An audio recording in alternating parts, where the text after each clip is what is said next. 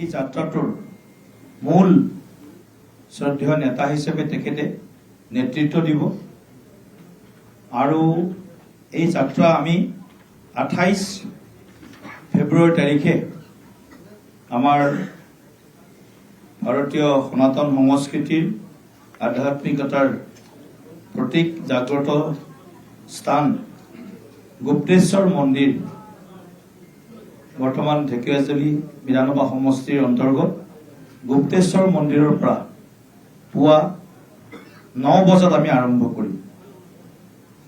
ৰাতিপুৱা 9 বজাত 28 ফেব্ৰুৱাৰী তাৰিখে গুপ্তেশ্বৰ দেৱালয়ৰ পৰা মন্দিৰৰ পৰা আমি জন আশীৰ্বাদ যাত্ৰা আৰম্ভ কৰিম।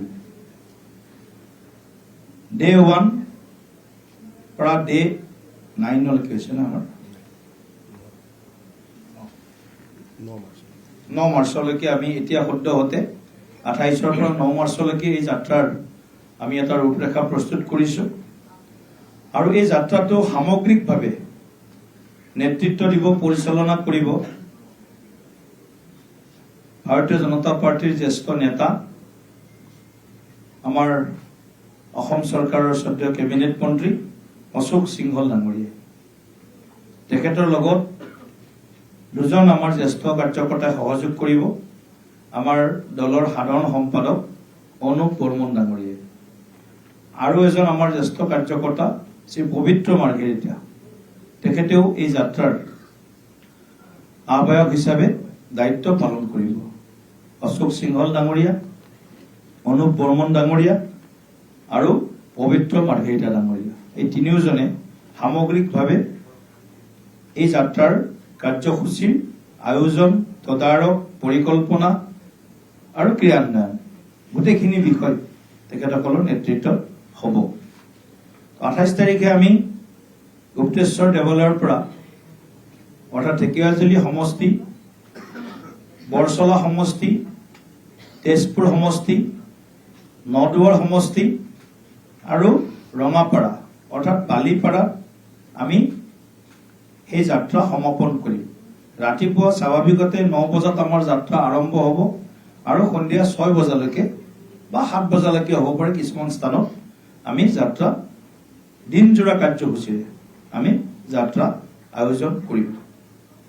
বিশেষভাৱে আমাৰ লক্ষ্য আছে যে এই যাত্ৰা কালত এদিনত কমেও 1 লাখ লোকক আমি সম্পৰ্ক কৰিম। মুখ্যমন্ত্ৰী ডাঙৰীয়াৰ উপস্থিতিত 1 লাখ লোকৰ লগত যাতে জনসম্পৰ্ক হয় এই যাত্ৰা কালত।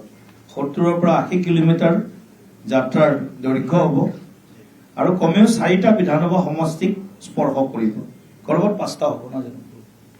গতিকে এনেধৰণে আমি এদিনৰ যিটো কাৰ্যসূচী জনসম্পৰ্ক, জন আশীৰ্বাদ, আমি ৰাইজৰ পৰা আশীৰ্বাদ বিচাৰিম আৰু মুখ্যমন্ত্ৰী ডাঙৰীয়া নিজেই এই যাত্ৰা কালত তেখেতৰ গৰিমাময় উপস্থিতি সকলো স্থানতে থাকিব আৰম্ভণিৰ পৰা শেষলৈকে। 1 তাৰিখে আমি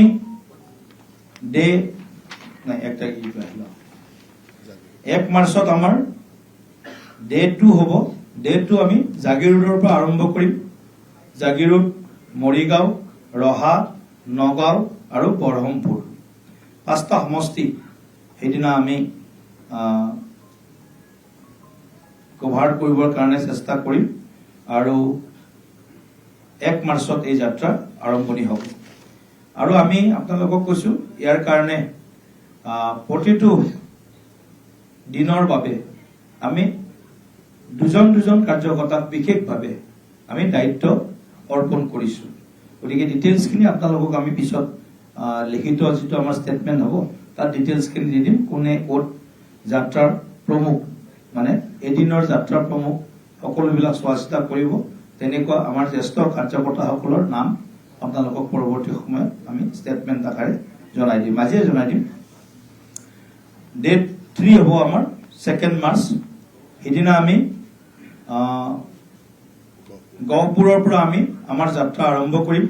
গহপুৰ, বিহপুৰীয়া আৰু ৰঙা নদী আৰু নাওবৈচাত আমি শেষ কৰিম। গতিকে 4টা সমষ্টি ডে 3 আমাৰ আমি সম্পৰ্ক কৰিম। ডে 5, 3, 4 আমি বন্ধ ৰাখিছো হোলীৰ কাৰণে।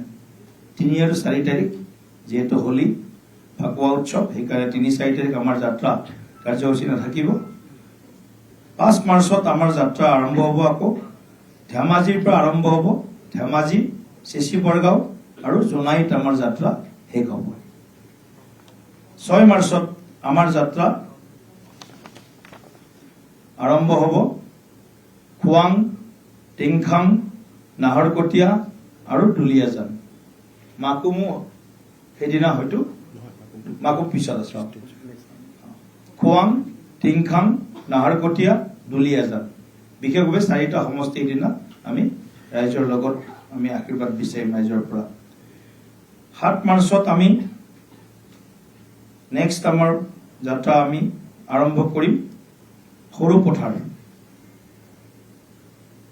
পথাৰৰ পৰা গোলাঘাটৰ পৰা খুমটাইৰ পৰা দেৰগাঁও 7 মাৰ্চত আমাৰ এইটো যাত্ৰা হ'ব 8 মাৰ্চত আমাৰ মাৰ্ঘেৰিটাৰ পৰা আৰম্ভ হ'ব মাৰ্ঘেৰিটা ডিগবৈ মাকুম আৰু তিনচুকীয়া 8 মাৰ্চত 9 মাৰ্চত আমি সৰভোগত আমাৰ যাত্ৰা আৰম্ভ হ'ব সৰভোগ বজালি টিহু নলবাৰী ৰঙিয়াত আমাৰ যাত্ৰা শেষ হ'ব এতিয়ালৈকে আমি 9 মাৰ্চলৈ ঠিক কৰিছো 10 তাৰিখেও আমাৰ কাৰ্যসূচী প্ৰায় চূড়ান্ত হৈছে কিন্তু অকমান এটা সৰু বিষয় থকাৰ কাৰণে আমি 10 মাৰ্চৰ কাৰ্যসূচীটো আৰু অকমান আলোচনা কৰি আপোনালোকক অৱগত কৰিম আপোনালোকে সকলোৱে গম পাইছে যে আমাৰ প্ৰধানমন্ত্ৰী ডাঙৰীয়া 13 আৰু 14 মাৰ্চত পুনৰ অসমলৈ আহিব 13 তাৰিখে তেখেতে কোকৰাঝাৰত কাৰ্যক্ৰমত উপস্থিত থাকিব 14 তাৰিখে তেখেত কাছাৰ শিলচৰত তেখেতে কাৰ্যক্ৰমত উপস্থিত থাকিব আৰু 13 তাৰিখে তেখেতৰ কাৰ্যসূচী এটা গুৱাহাটীটো ইন হল প্ৰগ্ৰেম এটা তেখেতৰ গুৱাহাটীটো প্ৰগ্ৰেম এটা আমি ৰখাৰ কথা প্ৰায় চূড়ান্ত কৰা হৈছে তাৰ লগে লগে আমাৰ এটা ডাঙৰ বৃহৎ এটা যুৱ সমাৰোহ আমি 15 বা 16 মাৰ্চৰ 15 তাৰিখে হৈছে 15 মাৰ্চতে প্ৰায় ঠিক হৈছে 1 লাখ যুৱকৰ এটা বিশাল আমি সন্মিলন সমাৰোহ আমি গুৱাহাটীত আয়োজন কৰিবলৈ গৈ আছো কাৰণ গোটেই অসমত আমি চালো 29 বছৰৰ তলত প্ৰায় 66 লাখ ভোটাৰ আছে 20ৰ পৰা 29 বছৰৰ আৰু 18ৰ পৰা 19 বছৰ প্ৰথমবাৰ ভোট দিয়া ভোটাৰৰ সংখ্যা 5,75,000 গতিকে 66 লাখ আৰু যদি 6 লাখ আমি যোগ কৰো প্ৰায় 72 লাখ 29 বছৰৰ তলৰ ভোটাৰ আছে অসমত 2,49 লাখ প্ৰায় 33,000 যি আমাৰ ভোটাৰ আছে তাৰ ভিতৰত গতিকে যুৱ শক্তি আমাৰ নতুন অসম এখন সমৃদ্ধিশালী অসম কিদৰে গঢ়ি তুলিব পাৰে কিদৰে তেওঁলোকক আমি আমাৰ কানেক্ট কৰি আৰু তেওঁলোকক কেনেকৈ আমাৰ কামত আমি ৰাজ্যৰ কাৰণে আৰু দেশৰ কাৰণে আমি কেনেকৈ তেওঁলোকক আগবঢ়াই লৈ যাম গোটেইখিনি কথাৰ কাৰণে এটা বৃহৎ যুৱ সমাৱেশ আমি গুৱাহাটীত আয়োজন কৰিম গতিকে এইখিনি আমাৰ সামগ্ৰিকভাৱে যাত্ৰা সন্দৰ্ভত আমাৰ যি পৰিকল্পনা সেইটো আপোনালোকক কৰিছো এই যাত্ৰাটো নিশ্চিতভাৱে আপোনালোকে গম পাব যে আমাৰ অসমৰ প্ৰায় অঞ্চলক সামৰি ল'ব কিন্তু কিছু অঞ্চলত হয়তো আমি যাত্ৰা সময় উলিয়াব নোৱাৰিলে সেই অঞ্চলত জন আশীৰ্বাদ যাত্ৰাৰ মাজত এখন সভা ডেইলি হ'ব ডাঙৰ সভা এখন মুখ্যমন্ত্ৰী ডাঙৰীয়াৰ সম্বোধন আৰু যিকোনো এজন কেন্দ্ৰীয় নেতাৰ সম্বোধন হ'ব এই সভাত আৰু যিখিনি অঞ্চলত যাত্ৰা যাব হয়তো সম্ভৱপৰ নহ'ব সেইবিলাক অঞ্চল কিছুমান অঞ্চলত আমি জন আশীৰ্বাদ সভাৰ আমি আয়োজন কৰিম গতিকে এইখিনি আজিৰ বিষয় আছিলে গতিকে অশোক সিংহল ডাঙৰীয়া যাত্ৰা প্ৰমুখ তেখেতৰ একাষাৰ তেখেতক যাত্ৰা সন্দৰ্ভত বিষয় ৰাখিবৰ কাৰণে মই অনুৰোধ জনাইছো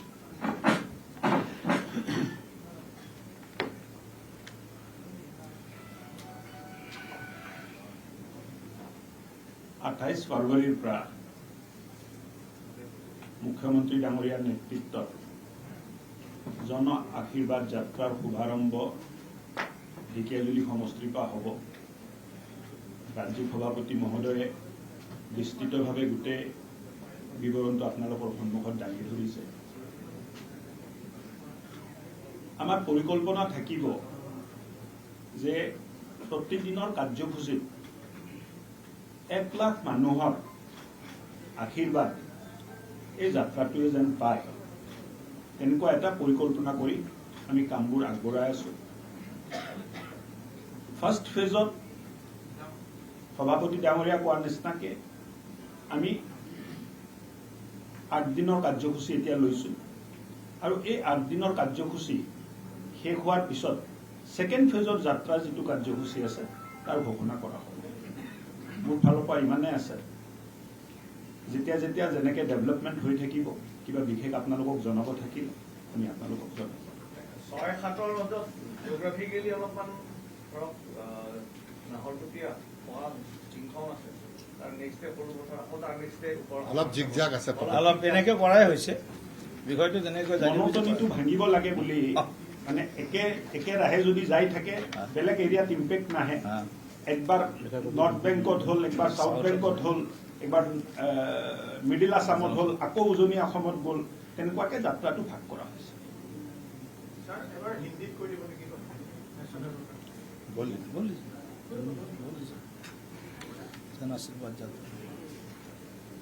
भारतीय जनता पार्टी असम प्रदेश के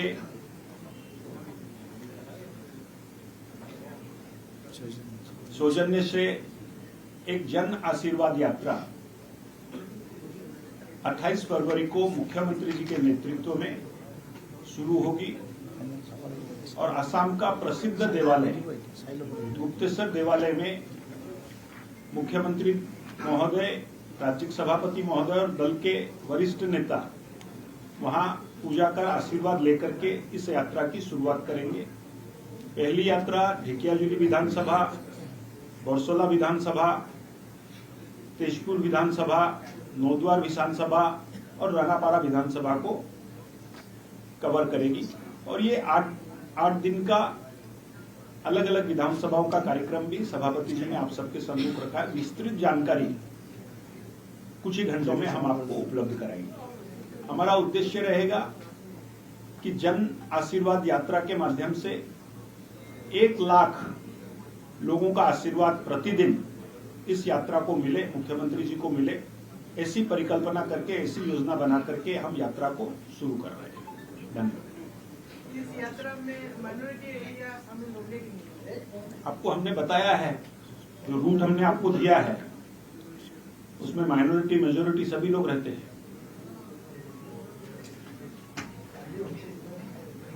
ঠিক আছে। হয় হয় আজি ভূপেন্দ্ৰ হঁতে আপোনাৰ বিজেপি যোগদান কৰিছে, ৰাজেশ যোশী আৰু অনুপ শইকীয়া দুগৰাকী SRT SCERT কালেক্টৰেট জড়িত আছে। এতিয়া চাওক, গোটেই কথাবিলাক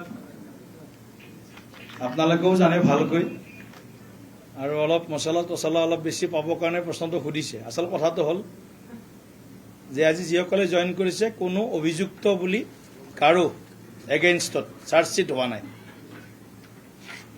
যদি চাৰ্জশ্বিটেড হ'লহেঁতেন তেতিয়াহ'লে বিষয়টো বেলেগ ধৰণে চিন্তা কৰিলোহেঁতেন। গতিকে চাৰ্জশ্বিটেড হোৱা নাই। আমিও এনেকুৱা খবৰ আগতে শুনিছিলোঁ। গতিকে কংগ্ৰেছ দলত এইবিলাক কৰিলে বহুত এৱাৰ্ডো পাই আছিলে, ৰিৱাৰ্ডো পাই আছিলে। বিজেপিত কোনোবাই যদি এনেকুৱা ধৰণৰ কৰিব খোজে, এৱাৰ্ড ৰিৱাৰ্ডটো নাপায়ে, বিজেপিত তেওঁলোকৰ স্থানো লাহে লাহে নাইকিয়া হ'ব। কোনোবাই যদি এনেকুৱা আৰু বিজেপিত অহাৰ পিছত কোনোবাই কিবা এনেকুৱা মনত ভাবে।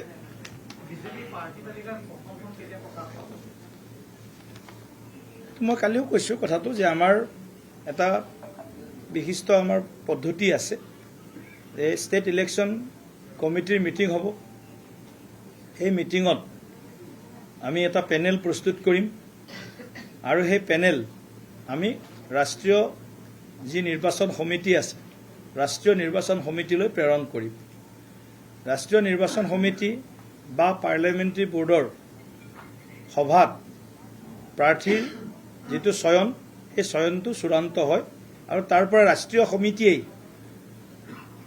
দিল্লীৰ পৰাই দলৰ বিধানসভা বা লোকসভাৰ বা ৰাজ্যসভাৰ প্ৰাৰ্থী তাৰ পৰাই ঘোষণা কৰে। এইটো আমাৰ দলৰ পৰম্পৰা।